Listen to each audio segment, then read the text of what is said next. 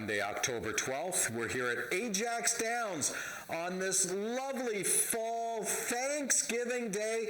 Happy Thanksgiving to everyone. Jennifer, where are you? I don't know, Nick. I'm here with a friend of mine. Look at this baby. I thought you'd be there with a turkey.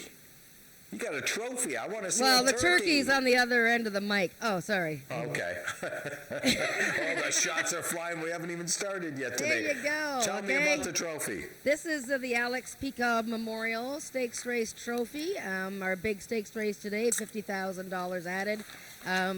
Actually, Ajax redid a lot of their trophies. The original older one, because the race is actually 47 years old. The older one is in the archives down there. You know, Ajax is getting its own little Hall of Fame area ready for, hopefully inclusion with the Hall of Fame coming up soon. But this is the trophy. You can see some of the recent winners. Go Smashing Baby won the race 3 years in succession in the early 2000s. Who else do we have on here? We have... Corville Got Game, I'll Be Gone in a Jazz. I mean, just some great horses. We don't think there's been a horse that's won it 4 years in a row, though, Nick. Maybe today. Today could be the day. You know, you never know. Today could be the day.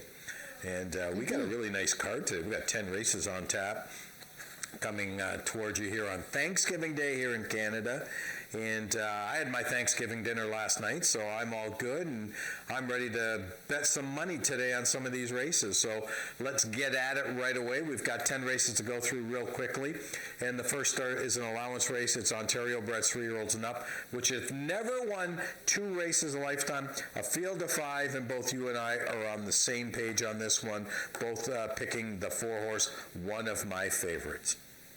This is a juicy spot for this filly who somehow is 0 for 5 this year, but she's been second or third 5 times.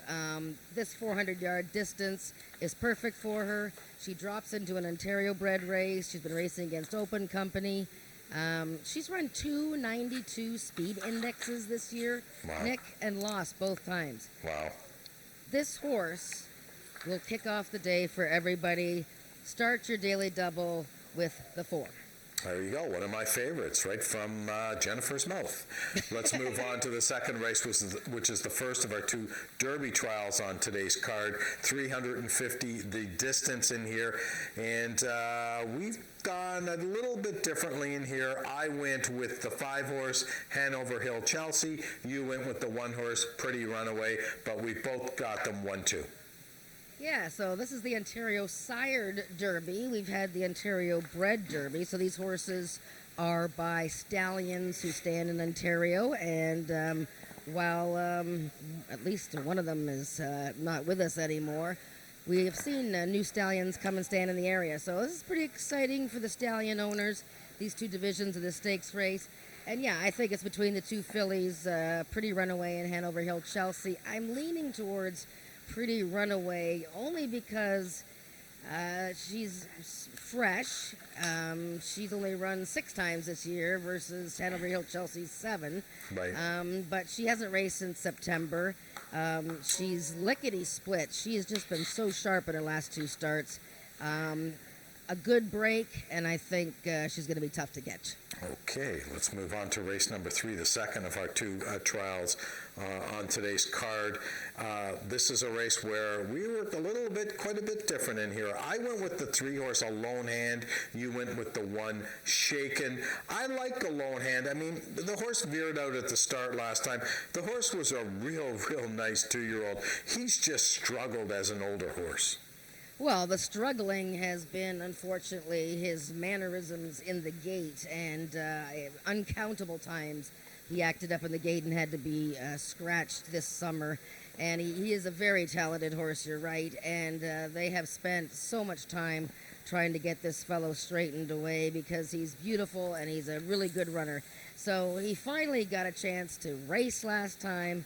Of course, there was no time. The teletimer didn't work, so we have a hand time. But he broke outward and was steadied. It was a really good recovery from him to finish 4th to Pretty Runaway. it just totally depends on how he stands in the gate. Are they going to load him last and give him a chance to get in there and then get out? Is Tony Phillips going to be able to keep him straight out of the gate? Yes, he's a major contender, but I think Shaken, I mean, he had gate woes too, and everything came together for him 1 week ago. He surged. He won an allowance race quite easily. With that confidence underneath him, he might be the horse to beat. Let's talk about Shaken for a second. One thing that threw me off a little bit is Cassandra's ridden this horse. Rides this horse today, has ridden the horse before, had some success, but I thought Ismail did a great job on this gelding last time, and he's not in the race. And just a little curious why they didn't go back to Ismail after that nice race last time. Well, Cassandra rides for the barn, and I can't remember what she was on in the previous race. So, the only thing I'm thinking is that, she rides first call for Chantel, and if she doesn't have another horse, I think she was on another horse in that race, but I can't really remember. Okay, let's move on to race number 4, Speed Index event. These are 3-year-olds and up. 70 and under the number, so you don't have to be that fast to run in this race. We do have a scratch in here. The one unceremoniously is a scratch. We're down to a field of 5, and I don't know. I mean, this is a tough race to handicap. I just went with my man in here, Norm Lloyd D'Souza. He's my man, so why not Normie? Yeah, so there's the 5 horses, 3 are maidens. So, I looked at this race a long time, Nick, and I don't know. I'm glad it's not part of the pick 4.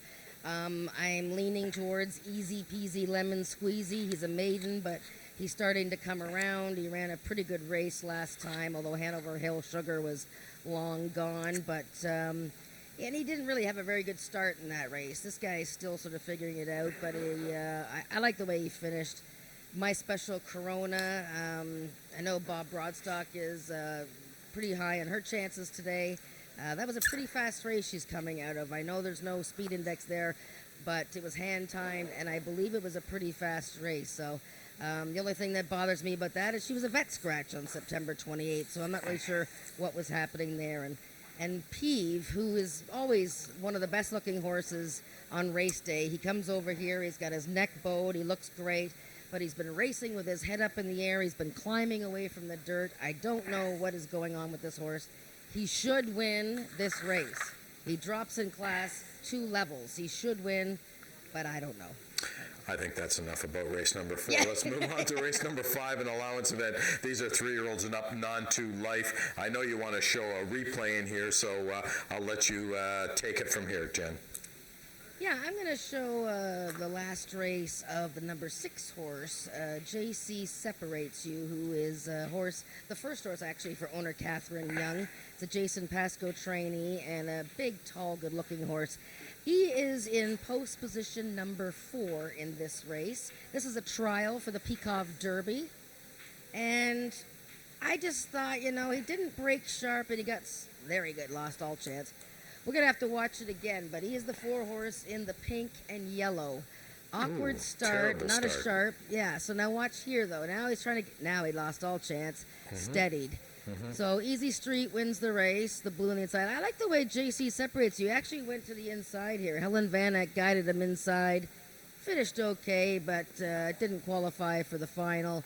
Easy Street wins, comes back, and finishes second in the Peacock Derby. So I really like the way this horse ran in that race. And before that, he won his maiden. No speed index there, but I think it was in the mid-80s. Yeah, no, a very, very good point. Surprised that Helen's not back on this horse today, but she is on the other Jason Pascoe horse who's making his first start this year at Ajax Downs, Favorite Pearl. And guess what about Favorite Pearl? What about it? She had a foal. No. So she had a baby, and now she's back at the races. So there you go. Was this at Canterbury Park in Minnesota she had the baby? No, she had a baby here, as far as I know. Oh, okay, because she's been in Canterbury. She was at Remington. She's owned by Milena of Burlington. You know why she had a baby? She travels all over the place. Can't keep her in one place. Okay, next. The Kingsman is obviously a major contender in this race, wouldn't you think?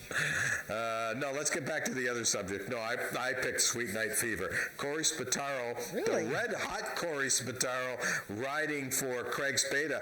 Well, look at the line on this horse last time. I mean, look at this, 10, 7, 8, 8, 10, 6, and got beat 3/4 of a length. So the 350 yards, I think this horse is going to like, and you know what? That was a Derby race. Why not pick this horse? What do you mean, really? Why not? What's wrong with this horse? Those are the three I like. 2, 4, 6 in that race. The Kingsman coming out of the Derby. He was 7th, just behind Sweet Night Fever. And my little price play, JC Separates You. Okay, let's move on to race number 6, the Speed Index event. These are 3-year-olds and up. 80 and under the number in here. And this is a race where we're in different planets, and I love it because you went 7-5 in here, and I went 2-4. Holy wow. I know. I went with Valita because, you know what? This horse was claimed a couple of starts ago by Craig Spada, and she came back and she ran like crap. No question. She ran terrible off the claim. But I think Craig might have found out something about this filly. Well, first of all, she was shut off. A rival veered right into her, so she lost all chance at the start last time. So that's why the race looks like it did. And the winner was pretty strong that day. So Valita is a contender, but Corey Spataro rides first call for that barn. Corey Spataro is on the 7-horse Hanover Hill Sugar, who was taken over by Craig Spada. They bought the horse from Holly Porter, put a lot of time into her, and she won like a thief against vastly So what's your point? Are you trying to tell me that these jockeys are like really smart and they know which one to pick? Is that what you're trying to tell me? Because if you're going to tell me that in all my years, I've never met too many smart jockeys in my life. I met a couple, but not too many of them. I'm glad I'm not saying that. No, I'm just saying it. Hanover Hill Sugar might have a new lease on life currently. She's fresh. She's coming off a big win. Having said all that, you know, I picked her to win, and I like the 5 Caraway's Jet Moon. She ran against Spy for the Senate last time, and of course he runs against Country Boy today. As a matter of fact, I even picked the 4-horse, which Corey Spataro has been riding all year for trainer Tom Dunlop, and I went 2-4 in race number 6. So there you go. So Corey, prove me wrong, okay? Let's move on to race number 7, the start of our pick 4 today. It's a Speed Index event. These are 90 and under numbers, and you know what? I think this is a pretty tough race to start the pick 4 because I think you have to go a little deep in here. Yeah, I was just actually having this conversation. We were trying to map out a nice pick 4 ticket, and this one is a little bit on the tricky side because a lot of these horses are in excellent form, leaning towards Sugarman's Delight. He's coming back in a week, and you're going to see a lot of this right now, okay? We only have 2 cards after today, and so you're going to see some horses that are razor sharp coming back in a week. I mean, they've only raced like 5 or 6 times all year because we've had a shortened season, so why not? And Sugarman's Delight has run 5 times this year, but has just been amazing. He almost won a 110-yard race last time. In fact, that photo was so close, I can't believe it says ahead. But anyways, he's very quick from the gate. He might go all the way in this race. What about Fast Streaking Nick? Well, of course, 1 week back, but what about the distance with Fast Streak and Nick? I'm wondering if the 350 is just a little further than he likes. I'll tell you a horse that ran really, really well last time was I'm Speedy. Oh, amazing. He's just been, I picked him second. Superb form for Les Baker. This last race, it's too bad I can't show you this. Corey's not riding him. He's going to go to that nice promising horse to the inside, but I'm Speedy, who's 7. He surged between rivals last time like he was a Rozzy. Well, that won't mean anything to anybody here, but I mean, he just ran a huge race last time, ran an 84. Can he keep it going? It's possible. Yeah, you never know. Okay, let's move on to the feature race on today's Card of Racing. The 47th running of the Alex Peacock Memorial Championship. $50,000 the purse. And let's start off here. Well, you know, you want to show a replay in here on the 7-horse Spy for the Senate. But let me just mention, the champ is in this race. Country Boy 1, 2, 3. Before you say it, I'll say it. 27 wins lifetime, looking for his 28th, and of course looking to get over that $500,000 mark. Well, he's over the $500,000 Well, mark. that doesn't say that in the form. Well, he is over it because we went through this last I know, time but when he why raced. does this say 494? Because they Call- don't calculate the American earnings into Canadian, okay? When he goes to the States, they just add it as a plain number in American. I'm not having this conversation. Let's have this conversation. I'm not busy. I got nothing to do. Okay, let's talk about Let's Spy go for back the to Senate. the replay. Let's Get go my to the face off replay. of there. Okay, now this is Country Boy's win in the distance series, the third leg at 400 yards. So he's in the one hole, but I want to focus on number 3, Spy for the Senate, and I want to focus on number 2, Maryland Magic, and number 4, Just a Deal. Well, So you're let's just focusing on almost every horse in the race. all right, just settle down. Okay, so here we go, 400 yards. You'll see Maryland Magic there sort of do a funny step behind Country Boy. Country Boy takes the lead. This Spy for the Senate, boy, I tell you, this colt is as game as they come. And he has never been 440 yards. You'll notice the horse that was on the outside there, Chicks Dig My Money Bags, he's come back to win.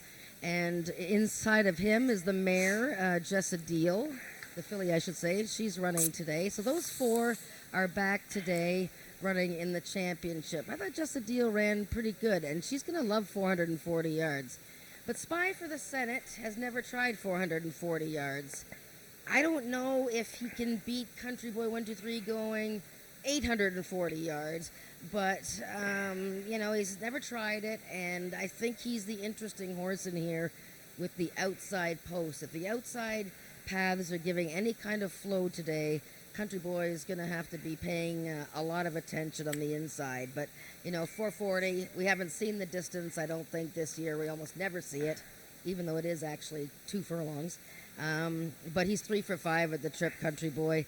This is his last start at Ajax this year. He will, if things go well today, he'll be going to Indiana for the championship. And, maybe we'll see him next year. We don't know for sure, but that's it. Country Boy over Spy for the Senate. Boy, you're really going out on a limb, just so am I. Quarter of a mile for quarter horses. That's something we don't see too much in our game. That's right. Amazing, too. Quarter of a mile for quarter horses. Think about that for a second. Let's move on to race number 9, an optional claiming event, $7,000, the claiming price. And we do have one horse in here for the tag, the 4-horse Ice and Snow. The other ones are obviously within the condition of not winning 2 races since October the 1st. And I went with Gatlinburg, you went with Perfect to Look At, and I think it's between those 2. I would agree. I think Perfect to Look At is, he's pretty much my best bet today as far as a horse that won't be like 2 to 5, I hope. He was 10 to 1 last time. He was the favorite first time out. I made such a big thing about this horse, how he wins first time out for 4 consecutive years. And then, of course, in 2020, he doesn't win first time out. So he was edged by a neck by Spy for the Senate last time. And I just went on and on about that horse running against Country Boy. And now we have Perfect to Look At in an optional claimer. And I'm going to key him in the pick 4. Oh, there you go. We found a key with Perfect to Look At coming from Jennifer. Okay, let's move on to the 10th race. I love this 10th race, and I'm going to tell you why. What I love about handicapping is that there's different views in the world. And I know you picked 1, 2 in here. I picked 3, 4 in here. So we are on different planets on selection in here. You went with Red Wagon Dusk, who, by the way, I quit. I quit betting this horse. The first time out, he was a monster. He's never been a monster since, including the last time where he had no excuse to get beat to a horse called Get on the Bus Gus. No excuse. He's moving from an Ontario bred or sired race into a open maiden race. I'm throwing him out. I'm taking a shot on Jumpin' Bojangles, Eddie Walton, to win another one on the card today. I like it. You're like waving your arms. You're freaking out there. I like it. I am. I'm off the bandwagon on the 1, Red Wagon Dusk. There's Good no luck more to him. red wagons for Nick. No more. There'll be red wine, but not red wagon. Look at he's sort of disappointed since that opener. I mean, look at he finished second to One Cool Dynasty, who's like a stakes winner. Monster race, monster first time. I know. So last time he led all the way, somehow got nailed on the wire starting from the rail. We're doing the same thing all over again, except a little bit longer distance. Why did I pick him? I don't know. I just, I think Amanda, she's bound to win her race this year. But I think the horse might just get away on them, and the wind is now pushing them down the stretch. But I like your pick, Jumpin' Joe Bojangles. She ran very well second time out. Piper's Return. I've talked to her about her ad nauseum. She's been second or third a zillion times in a row. She likes to lead and then get caught, so she's questionable. I think the horse that is interesting is your the 2-horse CR One Time, a gelding who has a really good stretch finish. And last time he lost all chance because he got squeezed out in mid-race. Well, there's another one that Corey Spataro rides for that barn, and he's landed on Les Baker's horse, too, on Piper's Return. So, again, a lot of confusion going on with these musical chairs that these jockeys are playing. So, again, I'm going to go back to jockeys don't know anything anyway, so let's just make our own picks and whatever. That's our card for today. 10 races. Jen and I will be with you all day. We're going to take it upstairs to Frank Ferrari for the changes in today's card. And once again, if you joined us late, happy Thanksgiving, everyone. We'll see you throughout the day. Adrenaline rushes you can have. Quarter-horse racing is a rush. Quarter-horse racing is fun and exciting. Quarter horse racing is exhilarating. There is nothing like horse racing on the